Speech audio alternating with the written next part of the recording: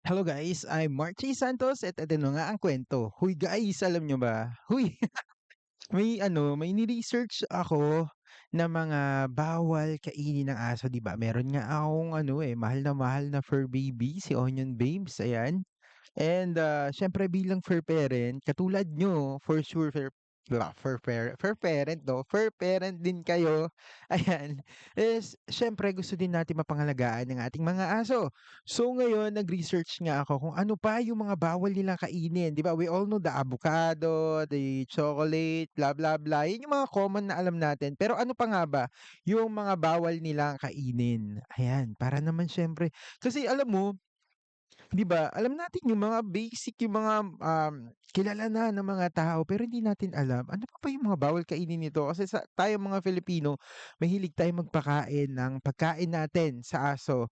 Ayan, so unang-una na dito sa listahan, ayan, sa letra ng B, hindi hindi pala, sa letra ng L, luya.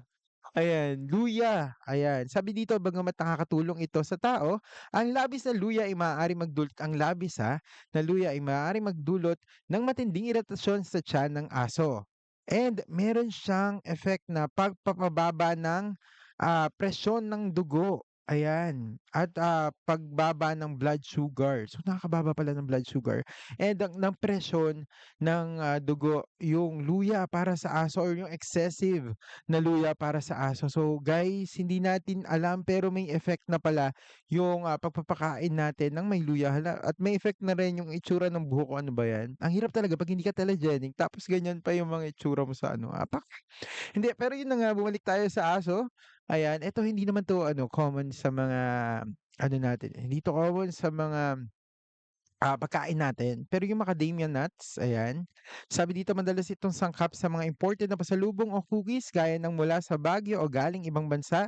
Sanhi ito ng panghihina ng mga paa, panginginig at lagnat sa aso. Ayun. So yun nga daw. Number three, ayan, buto ng mansanas, peras at atis. Ayan, mag-ingat tayo. Maging yung sa mansanas kasi sobrang liit nung buto nun. Ang mga buto ng prutas na ito ay naglalaman ng cyanide. Ayan, kung manguya at malunok ng aso sa malaking dami or marami, ayan, maaari silang cyanide poisoning na nagpapatigil sa pagdaloy ng oxygen sa kanilang mga selula.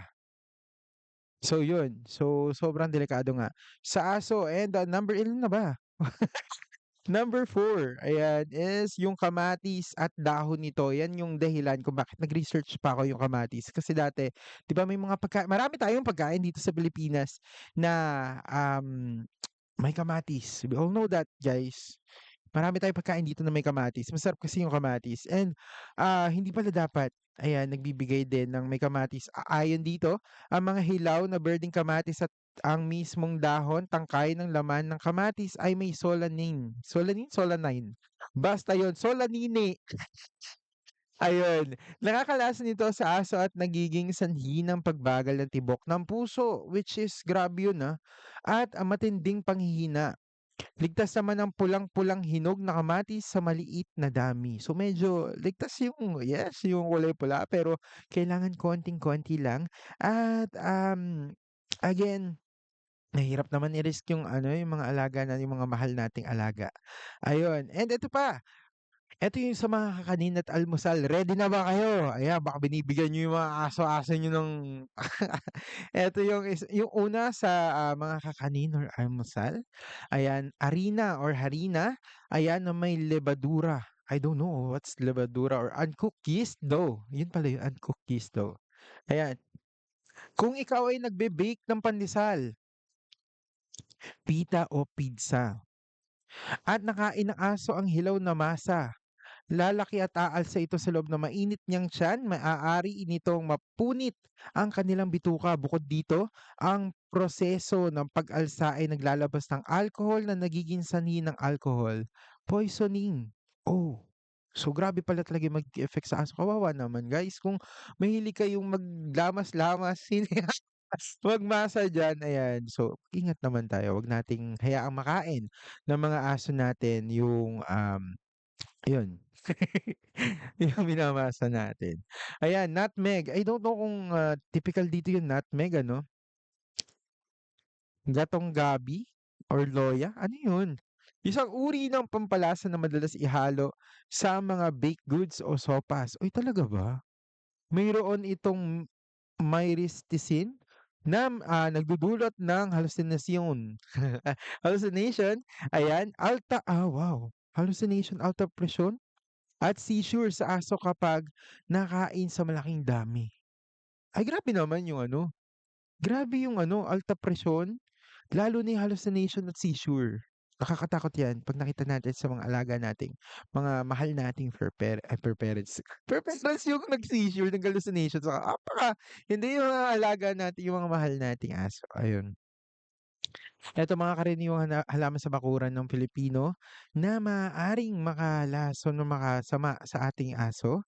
Ayan, yung sago palm. I don't know what sago palm, ano. Karaniwang ornament plant sa mga garden sa Pilipinas. Ang lahat ng bahagi nito, lalo na ang mga buto at naglalaman ng cycasin.